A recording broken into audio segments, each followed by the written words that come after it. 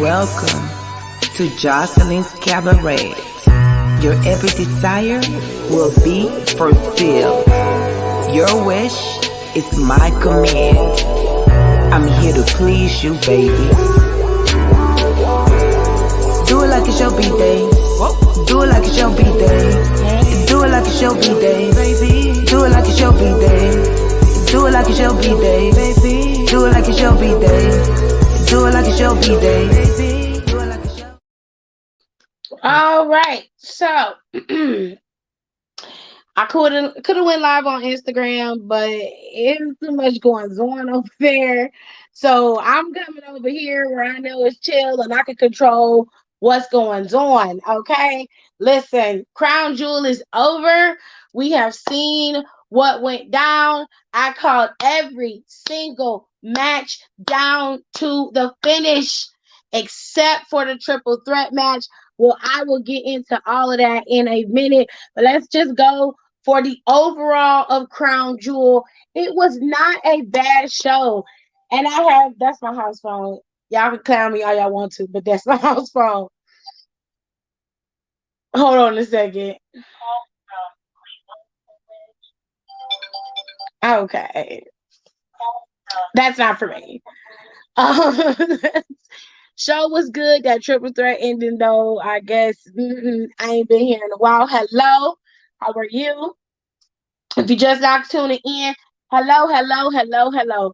So let's just go for the overall feel of the show, how the show went. Okay, the show itself was very good. It was on par with the major big four shows. It was really long. It just ended, so it was a bit shy, like a couple minutes shy of 4 hours. It was a lot. Starting at 12 o'clock. Matter of fact, starting at 11:30 with the Usos versus Cedric Alexander and Shelton Benjamin. That started off the show, and then it moved into 12, and it kept going from there. And man, it didn't feel long until we got to Big Goldberg and Bobby's match, is where things started to really slow down. The beginning, it was smart for them to start out the gate with the Hell in a Cell match. I thought that was really smart. And you put the women at the forefront by making them be closer to the end. I just wish the ending of the match was worthwhile. But the show was definitely a good show. Saudi got a very good pay-per-view. I'm not gonna lie. Match quality was great. I didn't have an issue with most of the matches. The women's match for me was a bit wonky, but like I said, I'll get into that in a second. So let's just start off with everything that we saw. Let's go to the first match of the night, which was the kickoff. It was the Usos versus Shelton Benjamin and Cedric Alexander. While this was a decent match, there wasn't much to it. It was high flying, it was fast paced, and a lot of people loved it. The Usos did end up picking up a W in this match. I mean, it was obvious that they were going to win. This was just a way to watch, a good match, and it was a good match. Shelton and Cedric do work very well together. They put on bangers matches, so I'm not mad at this match, and I definitely was very much entertained by it. So kudos to y'all for being able to put up and shut up, okay? Then you had the breakout match of the night. This is the first match of the night. So if you haven't seen Crown Jewel, I highly recommend that you get off of here and go watch the pay-per-view. I would skip around, watch this Hell in a Cell match. Is definitely something to watch. You could watch Mansoor and Ali's match. I love their match. And of course, the end match, the final match of the night, was some of the best things that happened on the show. Not to mention, you had Xavier and Finn's match. So if you haven't seen Crown Jewel, go watch it. Don't be in here listening to spoilers. Go watch Crown Jewel, okay? But this was a Hell in a Cell match between Seth and Edge, and it did not disappoint. It was very, very fun to watch. Okay, it was scary at moments. I, when I tell y'all, I had some heart palpitations with Edge getting hit in the back. I mean, he got kicked in the face, almost got curb stomped. Literally, it was down to minutes. It was a nail biting situation. Okay, this match was gold. It was so good. And I was so happy for Edge because Edge won as he motherfucking should have. Okay? As he fucking should have. Periana. He won. That's it. There's nothing else to say. He won. No, it shouldn't have been later on in the night. It would have dragged the show on. They did it smart. They put this match in the beginning, one, to get you hyped for the show, and two, to keep you invested. This should have been in the beginning of the show. That's where it stayed. And that's where the real groundswell of Crown Jewel started, was because of this match being at the beginning of the show. So I highly disagree with that. But we're gonna move on to the next match of the night, if I can remember what the next match was. I'm just gonna do this in rounds, in circles, because I can't fucking remember how they did this, and I genuinely, I don't really care. I'm gonna be honest, I genuinely don't care. So hold on a second, because I got the stuff pulled up. I just want to make sure that I do it right. Okay, so let's go to Mansoor and Ali. All right, so Mansoor and Ali had their match, a very good match as well. Mansoor is always at home in Saudi. I don't know this of where they were exactly. I thought they were in Riyadh, but they said it was something else. So I don't want to mispronounce the name of where they were. So I'm just gonna call it Saudi, just out of respect for the country itself. Okay. So Mansoor and Ali obviously had a big falling out, and they led to this match at Crown Jewel. It was pretty fairly even. From the beginning, Ali had most of the momentum leading up to Mansoor being able to gain some of his momentum back and actually take the match over. Ultimately, Mansoor was able to win this match fair and square. It was a clean win, and Ali couldn't handle the loss. He decided to attack Mansoor, and this led to a unique surprise by WWE that I really didn't expect. I'm not gonna lie. This guy's name is Tariq Hamdi. I think that's how you say his name. And he was Saudi's first Olympic silver medalist in like 2020. So he's been, like since 2000. So he's the first ever Olympic silver medalist that Saudi has had in over 20 years. And he won it, I believe, I don't know, is it in I couldn't hear what it was in. So let me make sure I get it right before I say something stupid. Let me make sure I get the ish right before something dumb come out. Child, I'll be done saying something, y'all be right on my head. No, that's not what it is. It's this, Tiffany. You gotta get it right. I was in karate. Okay, so it was in karate, and he won the silver medal for karate. He came out there with the scarf wrapped around his head, so nobody knew who he was. These music hits, and I'm like, who the fuck is this? Like, what is going on? And hello, Chef Gay. Hello, Demonte. Hello, Sasha. Hello. I just couldn't understand who that was when he took his scarf off. I'm like, am I supposed to know who that is? Everybody in the show knew who it was. And then I had to Google it. So when they mentioned his name, I ended up Googling his name, and that's how I found out he was an Olympic gold medalist for Saudi Arabia in the Tokyo 2020 games. He won it for karate. So big ups to him because he came out there and kind of helped Mansoor out. Laid Ali clean the fuck out. When I say laid Ali clean the fuck out, I mean one kick, boom, sleep. Okay, it was not getting up, sir. It was. It was I was invested by then because it was fun. And then too, another thing about wrestling that makes it so much fun is watching the crowd.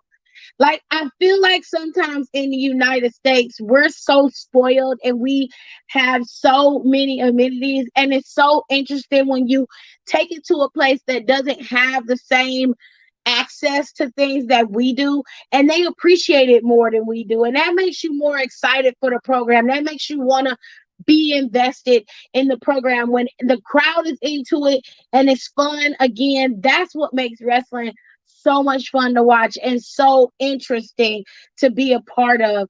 And when you start nitpicking and pulling it apart and making it into like fucking football and basketball, it takes the fun out of watching wrestling. It takes the fun away from it. And so, like I was saying, the crowd really did make you be invested because they was just like in awe of everything. They appreciated everything. They had no fucking regrets. And I can respect that. You know what I'm saying? Like I have mad respect for that, for the crowd. As far as the government of Saudi Arabia goes, that's their business.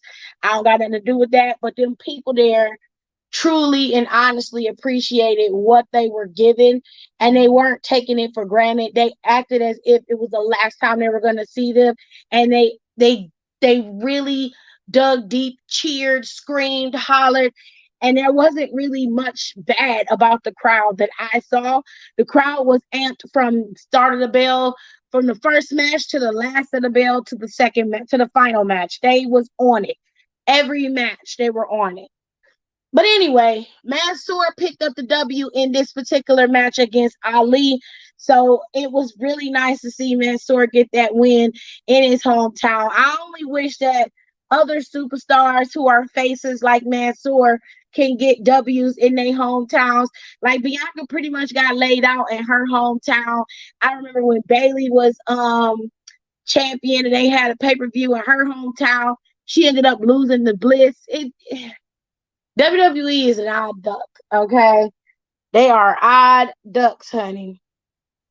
Anyway, so we're going to move on from there and let's go to the tag team championships. We had the Raw tag team championships defended.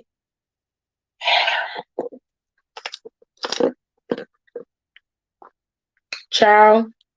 Hello. Hello. Yeah, Alexa lost in her hometown too. I'm gonna be honest, I didn't really care about this match. I wanted to see Omos take an RKO and he didn't. AJ Styles got it. So that was the only thing that was funny is that fucking Riddle and his Slimer toes brought his dumb ass out there on a camel. Them camels being out there took me the fuck out. They had the camels on the side of the stage for the early part of the show. That's where the camels was at until the no hold bars match.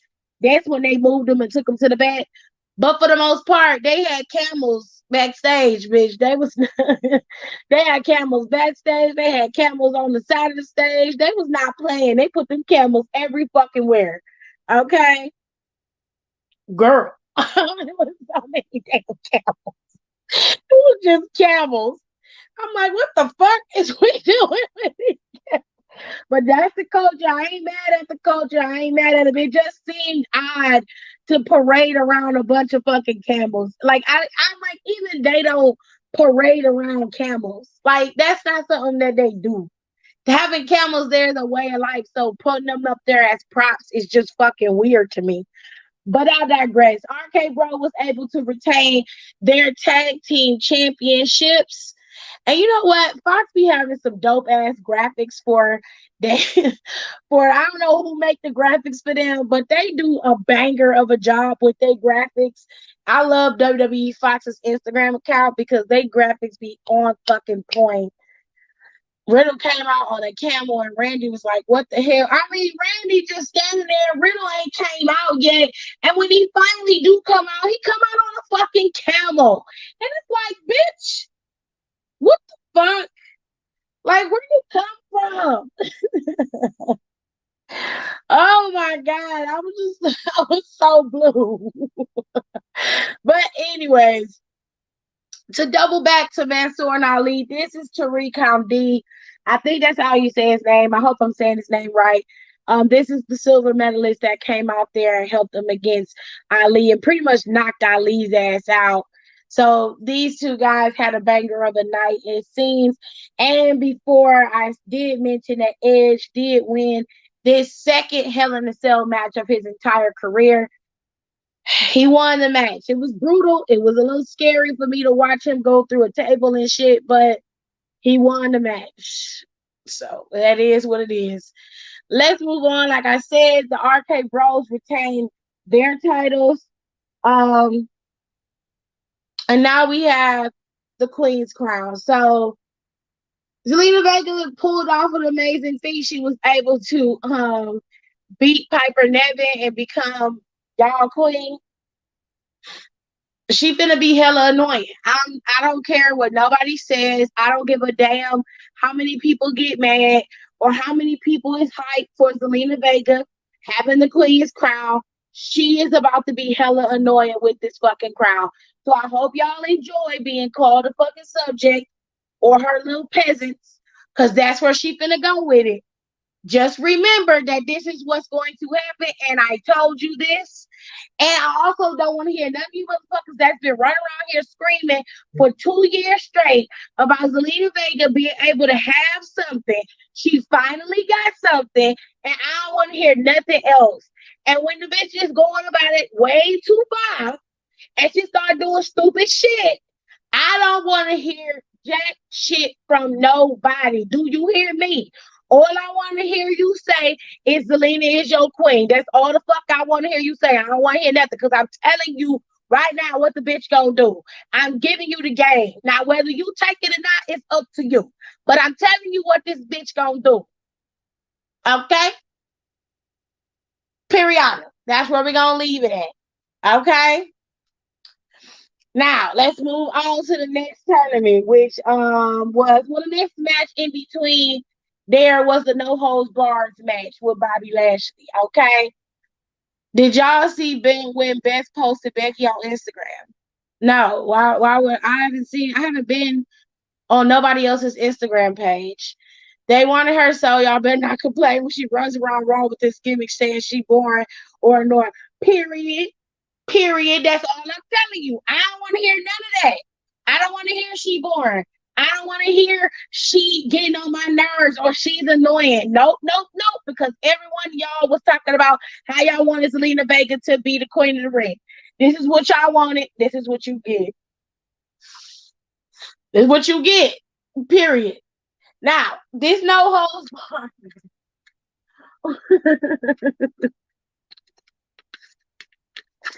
This fucking match was a mess.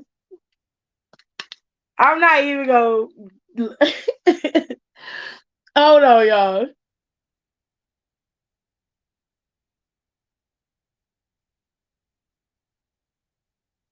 This whole no holds barred match was an absolute mess. It was such a mess.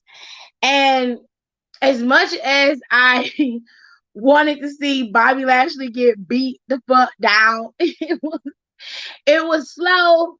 It wasn't terrible. For the most part, Goldberg did the heavy lifting he was supposed to do. Um, it was okay. Was it bad? Not necessarily. Was it good? No. But it got the job done. Like it gave Goldberg his W, and then on top of that, sorry, y'all, my phone is springing. It gave Goldberg his W over Bobby Lashley, which concludes Goldberg's contract to compete 2 matches throughout the year. So that's done. You probably won't see Goldberg anymore. And Bobby Lashley and his no eyebrow having ass can finally move on to something else. Hopefully not another title shot because I really don't want to see Bobby Lashley lingering around that title like a gnat. No, thank you. Okay. Moving on. So, congrats to you, Goldberg, on your win, I guess. I mean, that's pretty much all that I can say say about that. Because I just generally don't have an invested react. I'm not invested in this match at all. So let's move on to something I was invested in. This was Xavier Woods versus Finn Balor for the King of the Ring crown. Okay. And this match right here is a sleeper match, and it's one of the best matches of the night. It was back and forth. You had high flying going. Everybody hit their finisher in this match and still was kicking out. It came down to the final moves. The final moves is what told the tale. And Finn Balor just could not best Xavier Woods and his destiny. And Xavier Woods now is your new king of the ring. So congratulations to Xavier Woods. All hail King Woods. Yes, I will say that. Okay. Congratulations to you, Xavier. You've been campaigning for this. This is something you've been wanting for pretty much your entire career. And you finally get the opportunity to call yourself a king because you won fair and square, and it is what it is. All right. So congratulations to Xavier. He finally has something to call his own, and every member of New Day has something that belongs to them. Kofi Kingston was WWE champion on his own. Big E is the current WWE champion. And now Xavier can call himself the king of the ring. And the only thing left for Xavier to do is possibly gain a singles title of his own. Because out of all of the members of the New Day, he is the only competitor in that group that has not been a singles competitor champion of his own. He's been tag team champion 11 plus times, but he's never been US or IC or the WWE or the Universal Champion ever. And I would love to see Xavier Woods as the United States champion at some point. But since he's over there on SmackDown, he can get the IC championship from Shinsuke Nakamura, which I think that would be a really good match to watch. So again, congratulations to Xavier. You got a world of shit ahead of you. And I can't wait to see what they're gonna do with you and how y'all gonna roll. And it's just gonna be fun to watch. Hopefully they make it fun to watch.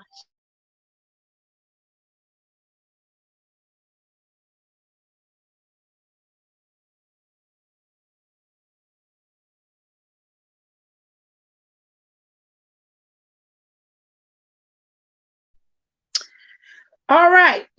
So let's go to first. I forgot to put my banner up. My bad, y'all. All right, so let's go to the last matches of the night. The ones that really stuck in my craw, except for this match with Big E. So Big E had a match with Drew McIntyre, the Scottish superstar, and then you've got Big E and Drew slapping me. Wait, Nakamura is still IC champ. Yes, he has not lost the title to anyone.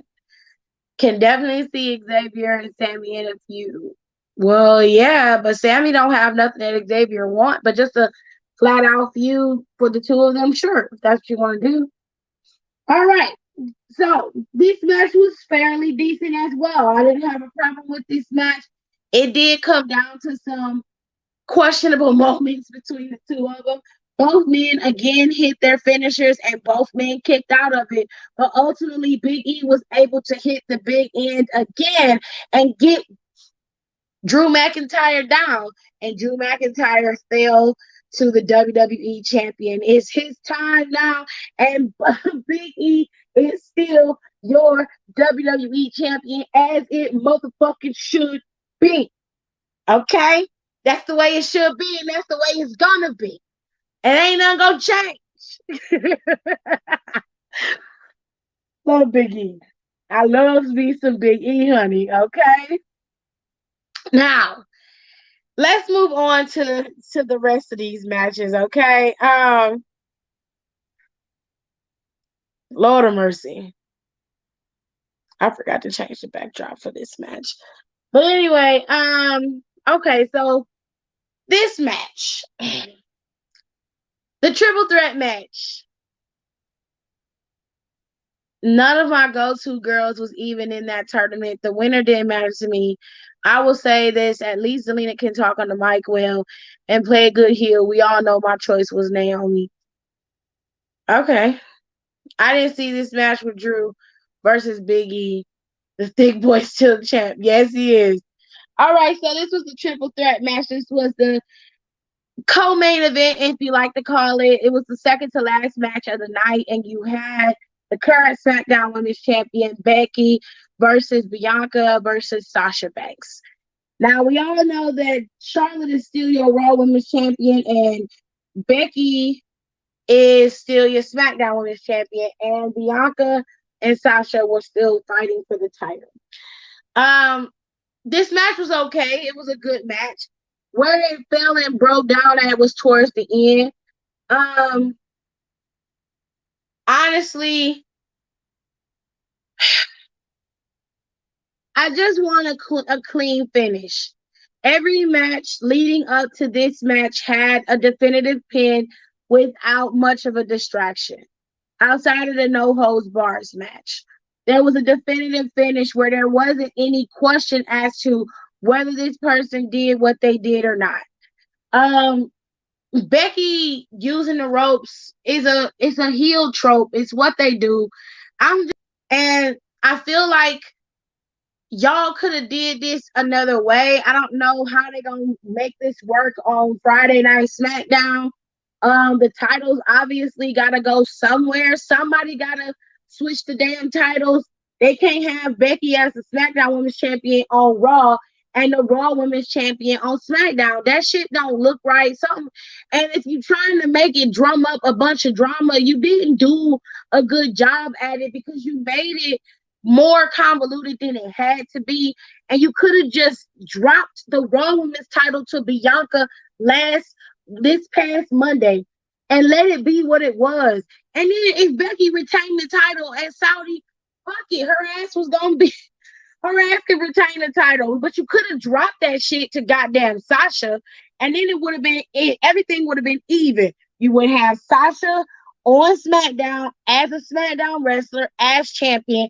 Becky would be on Raw, and Bianca would be on Raw as champion, as a Raw Women's Champion.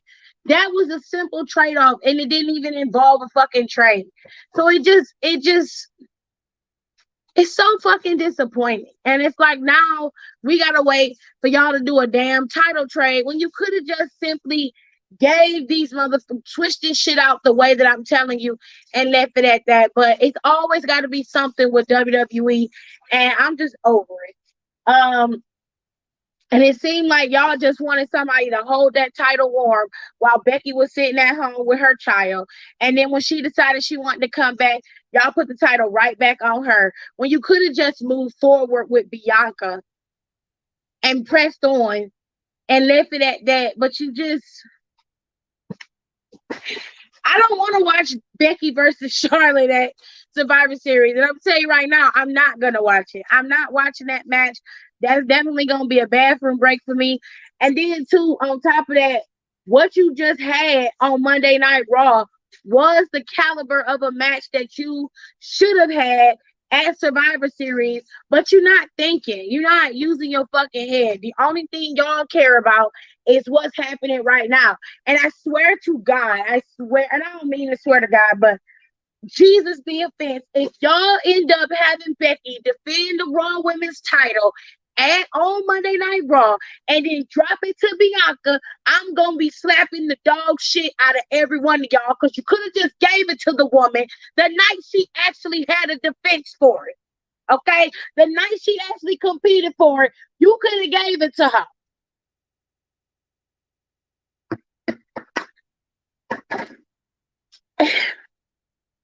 Y'all make life harder than it have to be. And I'm just over it. I'm just over it. So congratulations to Crossfire. She's the champion. Whoop de whoop. Bye. Bye. Okay, because I'm done with that. I just don't care. Hell no.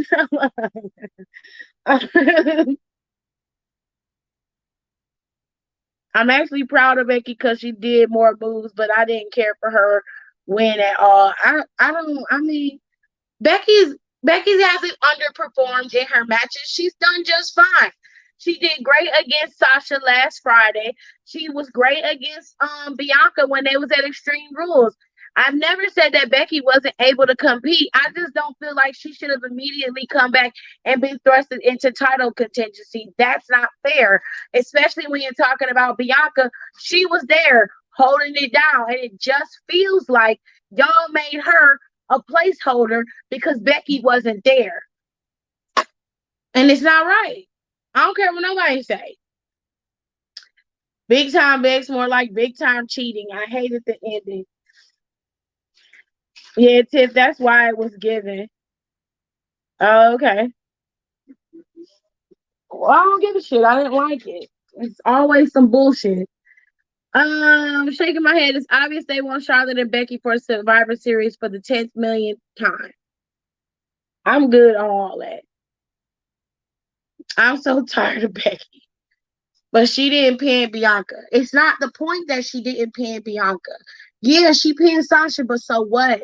On the docket, what does it say? Becky Lynch defeated Bianca Belair and Sasha Banks. It don't say she defeated Sasha Banks. What does her pinning her have to do with anything? Becky been a champion for a year and a half with the Raw title before she left. She should be champion for a while, to be honest. Well, baby, she is champion and she been champion since SummerSlam. So there's nothing we can do about it. But let's move on. So Roman Reigns and we had Nino Brown and Lego Goro. For the most part, this match was giving. Okay, they was going back and forth. Roman was getting tagged up. Fucking Roman flying through the air. Superman punching people and shit. It was real back and forth. It was a lot of power and brawn going on in that ring. But like I told y'all, like I told you, okay, Paul Heyman was gonna be the key to whoever wins this damn match. Now he ain't do it, so that was definitive who he chose. He made sure to make it look like he wasn't on nobody's side. But he did yell it out there and say, you know what to do, and threw the damn belt inside the ring. Now, Brock thought that was meant for him. Mm-hmm.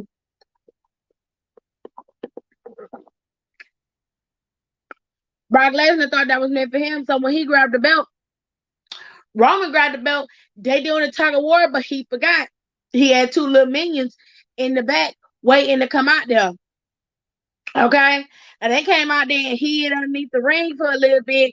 Then came out from underneath that ring and just double kicked Superman, just double super kicked him in the face. And he dropped the belt, ended up losing the belt, got hit in the head with the belt. Now, if you look at Paul Heyman's face, if you go back and watch Peacock Network and look at his face, he was very shocked that Roman was able to get that title and win, which should tell your ass something, okay? Because I'm telling you right now, okay? It didn't matter who was going to win. Paul Heyman was going in the back with whoever won this goddamn match. Now, it's very clear that Roman was holding the title up in his face, and he's making it seem like everything is copacetic and cool. But I got a feeling tomorrow, that's not going to be the case, boo. Tomorrow, it's gonna be hell to pay. And I want to see how Pauline gonna explain him not giving the title directly to Roman and just tossing it in the motherfucking ring. Okay, because if it was all about Nino Brown and it was all about the family, you could have easily just helped by just knocking out Lego Girl by yourself, but you didn't. You threw it in the ring on purpose to let them fight it out, which means you torn between the two of them. Cause I'm torn in between the two. And I really wanna be with you. Oh, if you don't know who that is, go look it up. Go look it up. You're torn. You was torn. I feel so bad for you. Not really, but I'm just telling you that to make you feel better. So obviously the story between Lego Goro and Roman is not over. Okay. I suspect that they're going to have another match more than likely at Royal Rumble. What happened to you? Put my jacket on. Did you get wet? Yeah, he was definitely raining outside. Right when I go outside so I can pull the trash cans out for him, my leg said, fuck you and your trash, nigga. And he decides to go on a torrential downpour for the 45 seconds it took me to get the garbage cans from the damn backyard. Right when I get to the front, it slows down. I said, shit. It's raining real bad here, y'all. He got soaked. But anyway, that's how Crown Jewel went off. It went off with Brock Lesnar being in the middle of the ring, obviously pissed off. And Roman Reigns at the top of the key holding the title with his two cousins also holding their titles. Okay. Well, it's been raining off and on here for the last couple of days. I mean, for the last couple of hours, it got pitch black out here while I was watching Crown Jewel. I don't know what the fuck is going on with the weather, but it rained like a downpour. Like it was pouring. And AJ went out there to go put the trash out and he got soaked. So he's a little pissed because he got soaked in the rain. So it is what it is. The way Brock picked up the referee by his pants with one hand and slammed him back down cracked me up. Child, that ref was stupid. You could have just had your ass in up there. Why was you so close? What was you looking for? Dumbass. Go on somewhere. Go on somewhere with your bullshit. Oh shit. Oh yeah, you saw everything. Dumb. But Paul looked like his soul left his body. As he should have. Stupid ass in here cheating. Cause he know he in trouble. He know Brock Lesnar ain't gonna let that shit lie down. He knows that. Who's the lesser of the two evils? I'd rather get my ass whooped by Roman Reigns than to get beat up by Brock Lesnar. And that's facts. That's just period. Mother Nature tripping. It is. It is. Y'all, Tiff was ready to jump on that ref. I was tired. I'm saying, like, what? Why the fuck was you all the way up in this nigga's ass? Like, you could have literally told him what he ate for dinner before he came out there. Like, you was all up in his ass cheeks, bro. Like, what? Like,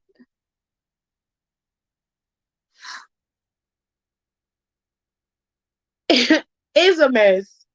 Anyways, that was pretty much Crown Jewel. It ended with Roman Reigns still Universal Champion. I don't know how you could have expected him to not be Universal Champion.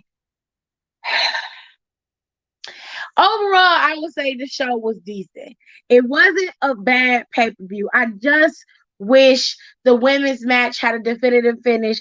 All of the men's matches had a definitive finish, and it just doesn't make any sense to me. And everybody's like, well, it's a triple threat, so it still had a definitive finish. No, it didn't. It was like she rolled her up, and then she used the ropes to keep her down. And it was like, come on, man. Come on. Come on. Like, it's just so fucking disappointing. You know? But congratulations to Xavier. King Woods is in full effect. I hope he used this to his full potential. I hope he's annoying to everybody, including me. I hope he starts acting like a plum fool with this crowd. I cannot wait to see what they're gonna do. Hopefully they do something with it. I hope.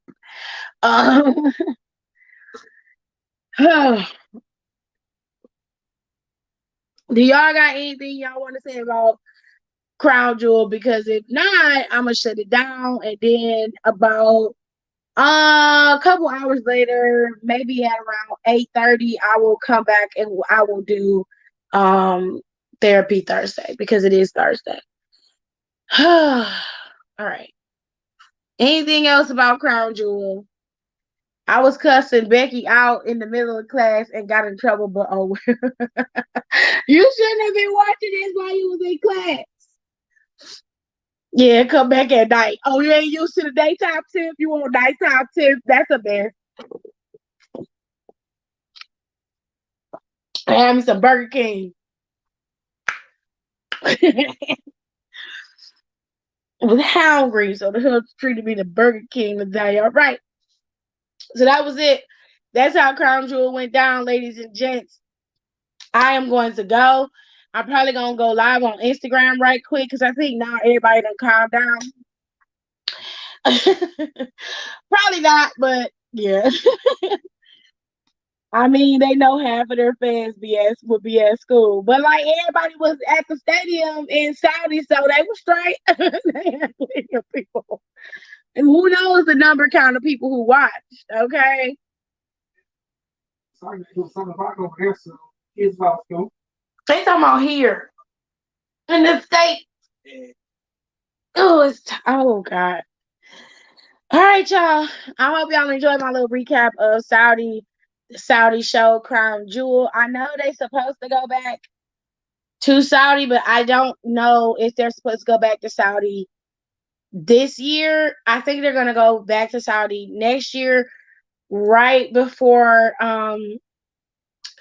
like right after Mania. They probably gonna go back to Saudi, and then of course they're gonna set up Crown Jewel again for for October. So, or they might do it in November, who knows. Now I went back to watch that ending. How did the ref not see Becky's hands on the rope? Because it's a triple threat, he cannot tell her to take her hands off the ropes. She could very well use the ropes to pin Sasha Banks, because it's a triple threat. Those rules don't apply for you to break the ropes and all that stuff. It don't apply. So it is what it is. He can't tell her to take her hands off the rope when it was legal. It was legal in the match. See you in a few hours. Okay. Y'all have be easy. I hope y'all enjoyed the recap. I just wanted to come on here and do a quick recap, because I knew Instagram was going to be going off about Bianca. And I just wanted to say my piece about that and be done with it. Y'all have a good day. Okay. I will see y'all tonight for Therapy Thursday.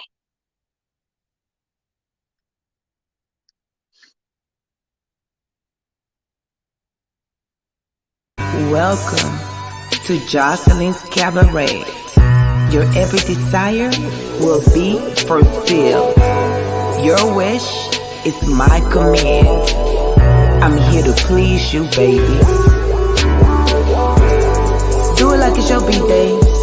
Do it like it's your B-day. Do it like it's your B-day, baby. Do it like it's your B-day. Do it like it's your B-day, baby. Do it like it's your B-day.